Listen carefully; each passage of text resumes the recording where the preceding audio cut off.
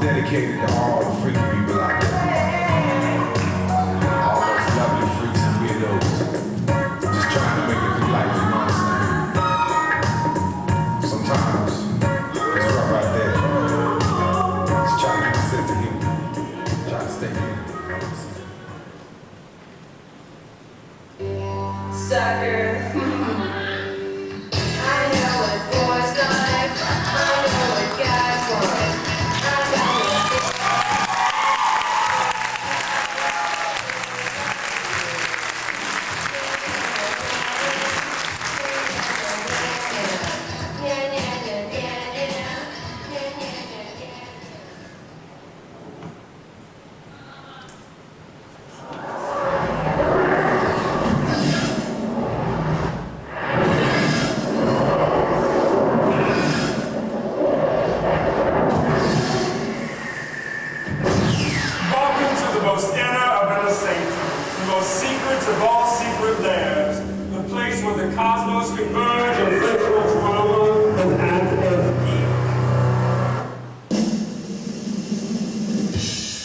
my bedroom. I can see looks of worry on some of your faces, but let me assure you that the only sexual drama that occurs in this bedroom is a monodrama. I just have to make it sound a lot more interesting than what it actually is. I mean, would any of you have really cared if I would have said, "Welcome to my inner sanctum where I sleep and surf the internet for porn until the wee hours of the morning"? No, I didn't think so. I'm so excited to have you all in my bedroom tonight. I think this might break a record. Hell, who am I kidding? Once it got past one person, it broke a record. But now we can get to know each other in this more intimate setting. It's just me and you and you. Oh, not you. And you and you. Okay, let's just skip this part and say me and you. But this is my bedroom and my show, so let's just focus on me. That may sound a bit egotistical, but I'm a Leo. And a bitch. Not that I believe in any of that astrology crap or anything.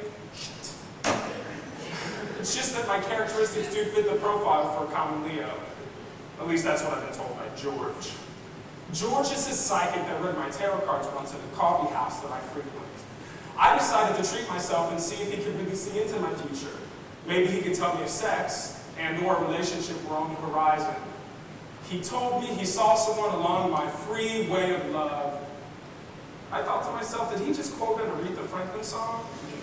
Because baby, if I'm on a free way of love, then I must be broken down at the rest stop. He then told me that I would meet someone opposite of myself. Opposite of myself? What the hell does that mean? So I asked him, what the hell does that mean? He said tall, thin, and older. That's great. That makes me short, fat, and young. But at least he thought I was young. But what does he know? His name is George. And what kind of a name is George for a psychic? It should have been Oompa, Dark Shadow, Weaver, or something more mysterious than George. He finally told me that I owed him $15. $15. I paid George $15 to insult me. I told him next time that I wanted to be insulted and pay out money, I'd go to a gay bar. Now, it's not that I'm completely queer or anything, it's just mostly I'm heterosexually challenged. I love women. I love everything about them. I love their hair, their clothes, their shoes, their makeup. There's just one small little part that I have a problem with, and it rhymes with acute angina. Sometimes people are shocked to find out I'm a bit queer. I just assumed everyone always knew. It's not that I look gay. My size makes me seem intimidating. I used to play football, and I looked like I'd most likely beat a guy's ass instead of pinching it. It's not that I sound gay, but I think people might get an inkling because my size doesn't quite match my voice. It's not that I sound like a girl or anything, but at times my voice does sound like I'm a member of the Vienna Boys Choir going through puberty. What gives me away is my walk. When I walk, there's a certain lighthearted bounce that says fun, it says carefree, it says fuck off, I may be gay, but at least I'm not you. I admit it. I'm a big Mo. That's Mo's homosexual.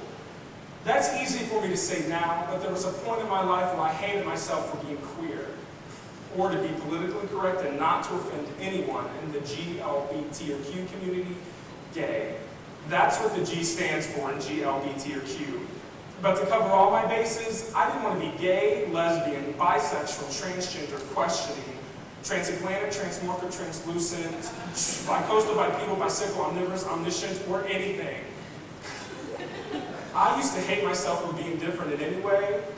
Being a big old homosexual topped that list of things that make me different. Yes, it's true. I used to hate myself.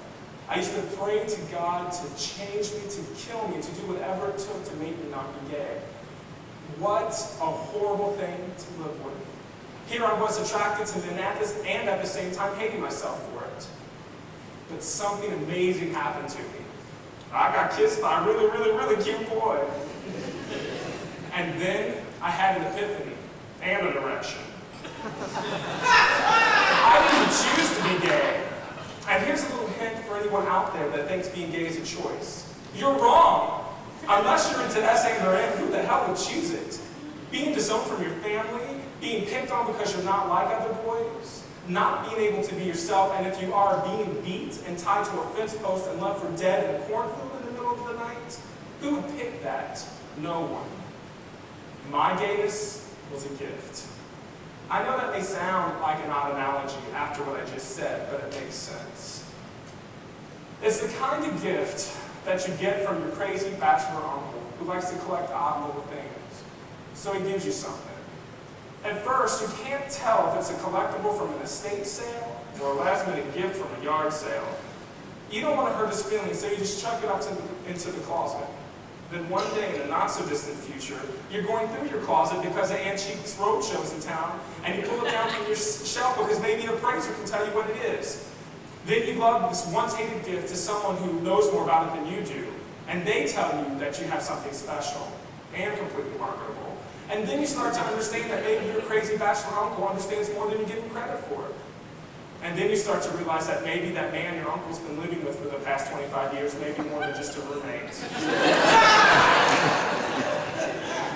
Being gay is a wonderful thing. And once I came to this conclusion, I realized that since I didn't choose it, it must be something passed down from on high. And who am I to argue with the higher power? Boy, they. People spend their whole lives fighting the feeling, and I just couldn't do it anymore. I couldn't feel guilty for something that was out of my control. And then I discovered the joy of boys. I love being one big old ball of homosexual happiness. And if I want to proclaim it, I will, because I earned my right to scream it from the rooftops if I want. Being gay isn't the only thing that I am, but if people get a hint or an inkling that I very well may could possibly be a homosexual because of the way I walk, talk, or act, there's probably a good reason why. Because I am. Now I can say with my head held high that I like men. Big men, small men, tall men, short men, hot men, sexy men, gorgeous men.